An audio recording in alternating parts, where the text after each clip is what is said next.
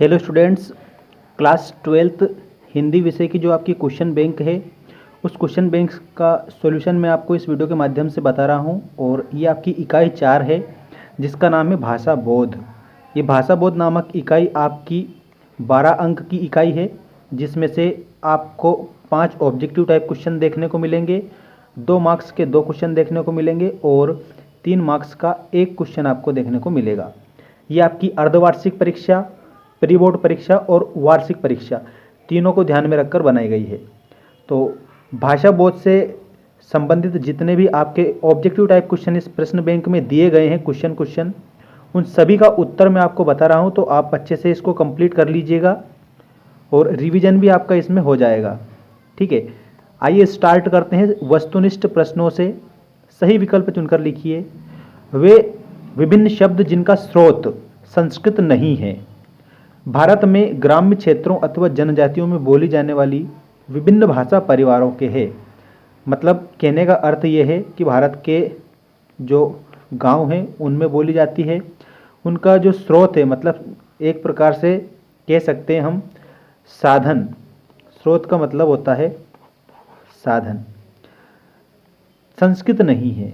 संस्कृत के अलावा ये भारत के ग्रामीण क्षेत्रों के द्वारा जो जनजातियां वहाँ पे ग्रामीण क्षेत्रों में पाई जाती है उनके द्वारा बोली जाती है। अब ये किस प्रकार की भाषा के अंतर्गत आएगी या वे शब्द किस भाषा के शब्द कहलाते हैं, ऐसे आपको ध्यान रखना है। आपके ऑप्शन है विदेशी शब्द, क्षेत्रीय शब्द, तकनीकी शब्द या निपात शब्द। अब देखिएगा, विदेशी शब्द तो विदेशों से प्राप्त शब्द होते हैं विदेशी भाषा से। ठीक है, टेक्निकल टर्म जो वैज्ञानिक शब्दावली में यूज होते हैं वो तकनीकी शब्द कहलाते हैं, और निपात शब्द जिनको विशेष जोर देकर बोला जाता है वो निपात शब्द कहलाते हैं। तो बच रहा है हमारा क्षेत्रीय शब्द। ये भारत के विभिन्न क्षेत्रों में बोले जाते हैं, जनजातियों में बोली जाने वाली जो भाषा है, ठीक है, उस भाषा परिवार में आता है, तो क्षेत्रीय शब्द कहलाते हैं। ये आपको याद रखना है, क्षेत्र विशेष में बोले जाते हैं और इनको देशी शब्द भी कहते हैं, ये भी आपको याद रखना है। अगला प्रश्न देखिएगा, निम्न में से अवधारणा बोधक निपात शब्द नहीं है। तो यहाँ पर जो आपको ऑप्शन नंबर 4 दे रखा है काश, ये अवधारणा बोधक निपात शब्द नहीं है। काश आज वर्षा होती, इस वाक्य में काश कौन सा निपात शब्द है? देखिएगा, आपको यहाँ पर विस्मयादि बोधक बताना है, विस्मयादि बोधक निपात शब्द। इसके बाद में निम्न शब्दों में से तकनीकी शब्द नहीं है। अब इसमें से आपको जो तकनीकी शब्द है वो जो नहीं है वो बताना है। ऑप्शन है अंगोछा, रेखाचित्र, अभिकर्ता और आयोग। तो यहाँ पर जो अंगोछा जो शब्द दिया गया है ये तकनीकी शब्द नहीं है, ये क्षेत्रीय शब्द है, ये आपको याद रख लेना है, क्षेत्रीय शब्द। इसके बाद में नेक्स्ट क्वेश्चन देखिएगा, जो शब्द विभिन्न शास्त्रों और विज्ञानों में ही प्रयुक्त होते हैं, संबंध शास्त्र या विज्ञान के प्रसंग में जिनकी परिभाषा दी जा सके, उन शब्दों को क्या कहते हैं? तो उन शब्दों को देखिए, परिभाषा दी जा सके, इसका मतलब कि परिभाषा दी जा सकती है उनकी विशेष रूप से, तो हम कह सकते हैं कि वो पारिभाषिक शब्द होंगे। तो उत्तर में आप पारिभाषिक शब्द याद रखेंगे। अगला क्वेश्चन है, राष्ट्रभाषा के लिए प्रयुक्त किए जाने वाला शब्द है। एक तो होती है राजभाषा। राजभाषा जो राजकीय कार्यों को संपन्न करने के लिए जिस भाषा का यूज किया जाता है वो राजकीय भाषा, एक प्रकार से कह सकते हैं राजभाषा कह सकते हैं उससे हम। और यहाँ पर राष्ट्रभाषा पूछी गई है, इसके लिए प्रयुक्त किए जाने वाला शब्द कौन सा है? तो जो राज्य भाषा है वो तो राजकीय भाषा आती है। मातृभाषा, बच्चा जो अपने माता पिता से जो भाषा सीखता है उसे मातृभाषा कहते हैं। और उसके बाद में विभाषा। अब यहाँ पर आता है संपर्क भाषा, उसको कहा जाता है क्योंकि एक देश जो है विभिन्न देशों से संपर्क साधने के लिए भी अपनी भाषा का मुख्यतः उपयोग करते हैं, ऐसा माना जाता है। तो संपर्क भाषा वो कहलाती है, आपको इस प्रकार से याद रखना है। और राष्ट्रभाषा को इंग्लिश में नेशनल लैंग्वेज कहा जाता है, नेशनल लैंग्वेज, ये भी आप याद रखेंगे। ठीक है, अगला देखिए, राजभाषा को अंग्रेजी में कहते हैं। अब यहाँ राष्ट्रभाषा है, राष्ट्रभाषा को नेशनल लैंग्वेज कहते हैं, और जो राजभाषा होती है ये उसको ऑफिशियल लैंग्वेज कहा जाता है। ठीक है, तो आप राजभाषा को ऑफिशियल लैंग्वेज याद रखेंगे और राष्ट्रभाषा को क्या याद रखेंगे, नेशनल लैंग्वेज याद रखेंगे। इसके बाद में राज्य विशेष में कामकाज की भाषा कहलाती है। राज्य विशेष में जो कामकाज की भाषा होती है उसको राजभाषा कहा जाता है, ये भी आपको याद रखना है। इसके बाद में शब्दों के अर्थपूर्ण समूह को कहा जाता है। अर्थपूर्ण का मतलब होता है जिसका कुछ ना कुछ अर्थ हो, ठीक है, अर्थ जिसका कुछ ना कुछ होता है वो अर्थपूर्ण है। तो शब्दों के अर्थपूर्ण समूह को क्या कहा जाता है, तो याद रखना ग्रुप है, मतलब वाक्य कहा जाता है। शब्दों के अर्थपूर्ण समूह को वाक्य कहा जाता है। A sentence is a group of word which makes a complete sense. Next question देखिएगा, अर्थ की दृष्टि से वाक्य के भेद होते हैं। अर्थ की दृष्टि से वाक्य के 8 भेद होते हैं, ये आपको ऑप्शन नंबर 3 कंप्लीट याद रखना है। इसके बाद में रचना के अनुसार वाक्य के भेद होते हैं। रचना के अनुसार वाक्य के 3 भेद होते हैं, साधारण वाक्य, संयुक्त वाक्य और मिश्रित वाक्य। इसके बाद में जिस वाक्य में एक ही संज्ञा और क्रिया का प्रयोग होता है उससे कहते हैं, देखिए एक ही संज्ञा, एक ही नाउन है और एक क्या है, क्रिया है, तो उस वाक्य को हम कौन सा वाक्य कहेंगे, तो इसमें आपको याद रखना है उसे हम सरल वाक्य कहेंगे। बिल्कुल सिंपल सेंटेंस, सरल वाक्य जिसमें एक ही नाउन है, ठीक है, और एक ही वर्ब है, तो वो सिंपल सेंटेंस होता है, ये भी आपको याद रखना है, ठीक है ना, सिंपल सेंटेंस इस प्रकार से। तो सरल वाक्य जिसे हम हिंदी में कहते हैं, इसका करेक्ट आंसर ऑप्शन नंबर 1 होगा। इसके बाद में ऐसे वाक्य जिनमें प्रार्थना, इच्छाएं, आशीष, आशीष मतलब होता है आशीर्वाद, प्रकट होता है कहलाते हैं। आपका ऑप्शन है प्रश्नवाचक, इच्छावाचक, आज्ञावाचक या संदेहवाचक।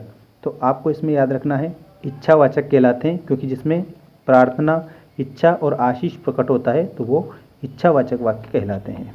इसके बाद में मानव के विचारों को प्रकट करने वाला सार्थक शब्दों का व्यवस्थित समूह कहलाता है।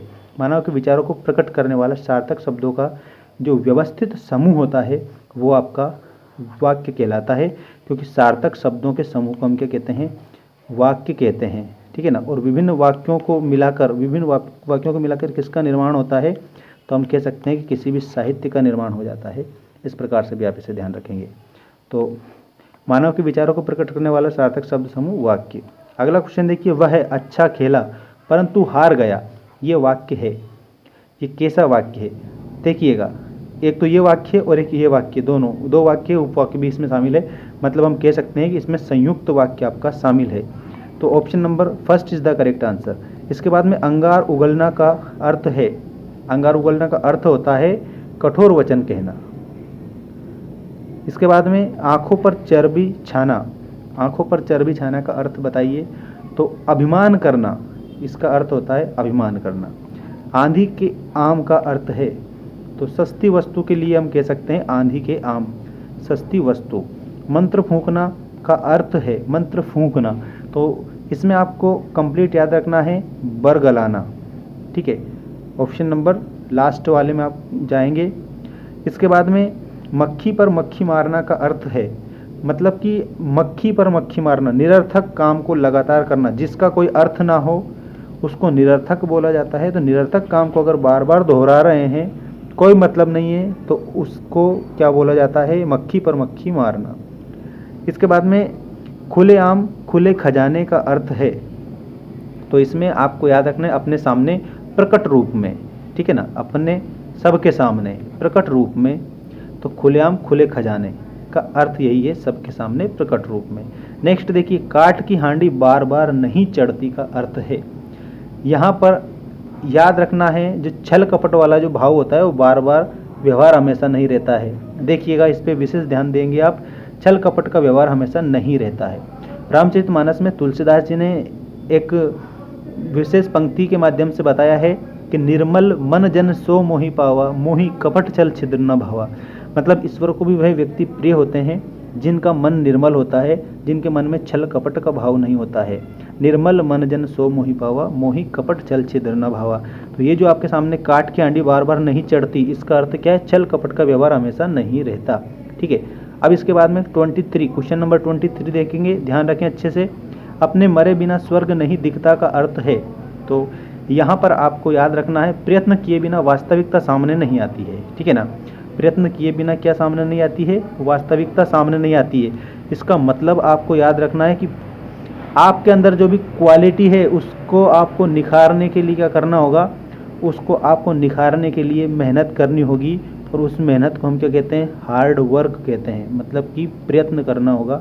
ठीक है, तो यहाँ पर प्रयत्न किए बिना वास्तविकता मतलब होता है रियलिटी।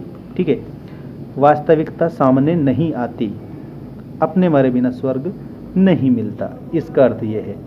इसके बाद में क्वेश्चन नंबर 24 आपके सामने आ चुका है, इसको आप अच्छे से कंप्लीट करेंगे। और लास्ट क्वेश्चन आपका रहेगा 25। देखिए, आए थे हरि भजन को, ओटन लगे कपास का अर्थ है। तो यहाँ पर आपको बताना है किसी कार्य विशेष की उपेक्षा कर अन्य कार्य में लग जाना, क्योंकि आपका ऑप्शन नंबर किस में दे रखा है, ऑप्शन नंबर सा में दे रखा है। ठीक है ना, आपका third option is the correct answer, किसी कार्य विशेष की उपेक्षा कर किसी अन्य कार्य में लग जाना। आए थे हरि भजन को, ओटन लगे कपास, तो ये राइट होगा, ये आप ध्यान देंगे। इसके बाद में ढाक के वही तीन पात होना का अर्थ है। तो ढाक के वही तीन पात होना का अर्थ क्या होता है, सदा एक जैसा रहना, एक सा, सदा एक सा। ठीक है, ये होता है ढाक के वही तीन पात, ठीक, सदा एक सा होना। अब इसके बाद में आपको एक विशेष बात याद रखनी है कि जो आपके सामने प्लेलिस्ट बनाई गई है, इस प्लेलिस्ट में आपके हिंदी सब्जेक्ट के जो क्वेश्चन बैंक हैं, क्वेश्चन बैंक में सिर्फ क्वेश्चन दिए गए हैं। तो उन क्वेश्चनों के आंसर हमने इन वीडियोस के माध्यम से बना दिया है, ताकि आप अच्छे से प्रदर्शन करें अपनी एग्जाम्स में। मिलते हैं नेक्स्ट वीडियो में। Thanks for watching, take care all of you.